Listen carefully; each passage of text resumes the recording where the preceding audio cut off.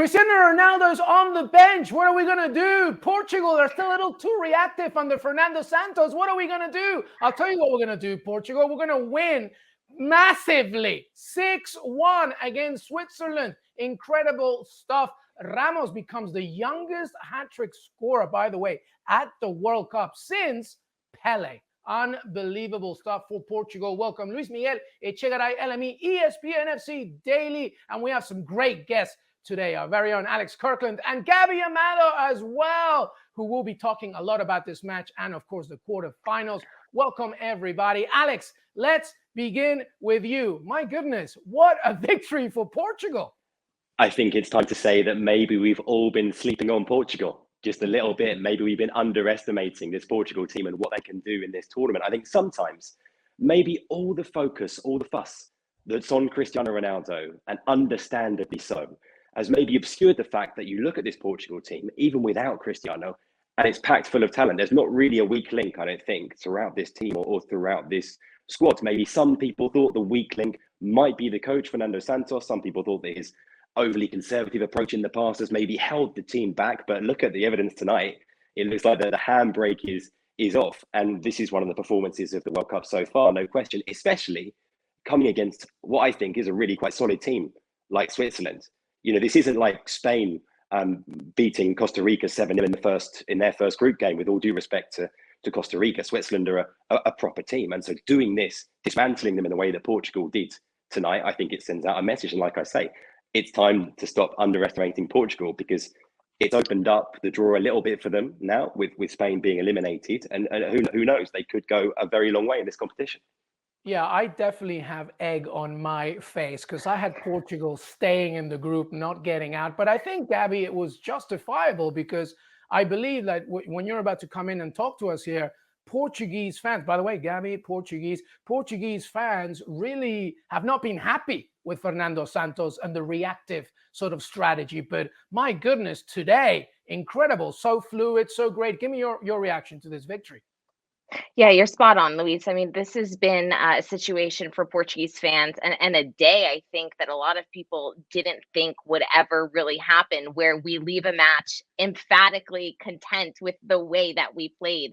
This has been a Fernando Santos manager who many Portuguese people perceived was not exactly getting the best out of his players. I do still think that there are some key players that he can still get the best out of, but today was a day that we saw him make very bold decisions from the get-go.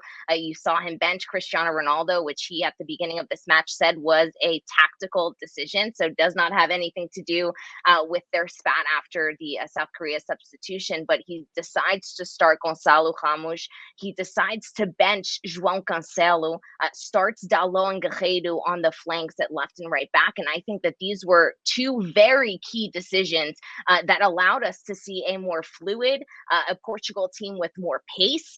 And ultimately, it was a touchdown without the extra point today against Switzerland. Alex, any additional thoughts on the Portuguese side before we move on? Just some stats for everybody, by the way. Pepe is the oldest player to score a World Cup FIFA go in the knockout stages. I know that you have a lot to say for Pepe. Here's the image, by the way, if you're watching on YouTube, the national anthem, everybody's celebrating, getting ready, and all the cameras are, of course, on Cristiano Ronaldo. And by the way, since the 2006 World Cup, Cristiano Ronaldo has never appeared as a sub for Portugal in a match, but it happened today. And I think, Alex, justifiably so, they looked way more fluid up front. It's Cristiano who? Is that what we're saying? He's oh, finished. God, that hurts my soul. Alex, we're about to get the super fans screaming at us and Gabby Amado's family screaming. If there's one thing we've learned over the years, I think, we don't write Cristiano Ronaldo off. Never write Cristiano off. And I have no doubt at all that he will have a part to play. If Portugal are going to go all the way in this tournament, Cristiano Ronaldo will have a part to play without question. But if that part is coming off the bench late in games, I mean, what a player to have as a kind of impact super sub. I think that would be a fantastic situation in many ways for Portugal. Now, of course, he's not going to be happy with that role.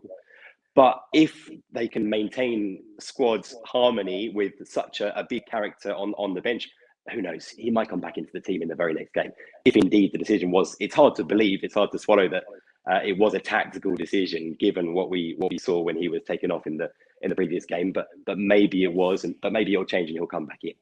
But like I say, I think he'll have a part to play. But Portugal are about so much more than Cristiano Ronaldo, and that's what for me tonight's game is all about. And like I say, you look right through the team; they've got, I think, one of the best goalkeepers in the competition. They've got a very strong defense.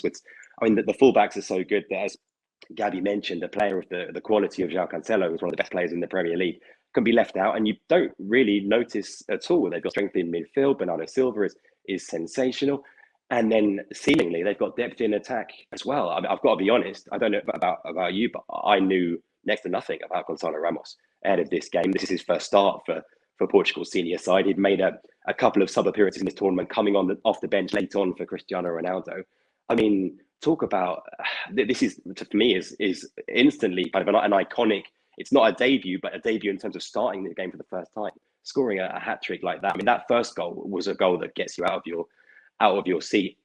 He looks like a special talent, and like I say, there's just so many positives. I think you look around this Portugal team, and even a theoretical negative, like kind of a fallout and a row involving your biggest star player in Cristiano Ronaldo. Well, right now, that looks almost like something of a positive, which is incredible, really.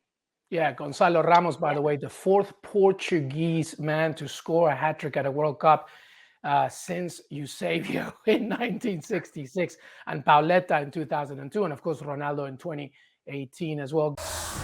Well, thank you very much for watching ESPN on YouTube. For more sports highlights and analysis, be sure to download the ESPN app. And for live streaming, premium content, and let's not forget as well, ESPN FC 7 days a week. Subscribe to ESPN+.